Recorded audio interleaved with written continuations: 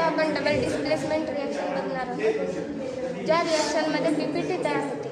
जसं केमिकल रिॲक्शनमध्ये जसं NaOH आणि CuSO4 रिॲक्ट झाले, त्याच्यातले आयन स्वॅप होतात आणि ते रिॲक्शन झाल्यानंतर पीपीटी तयार होते.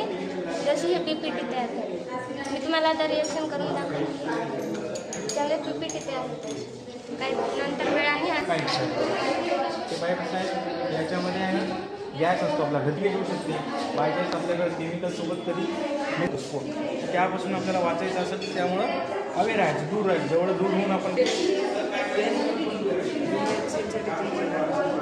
करू शकतो. याच्यामध्ये टाकायचं ऑरेंज कलर देखील राहते.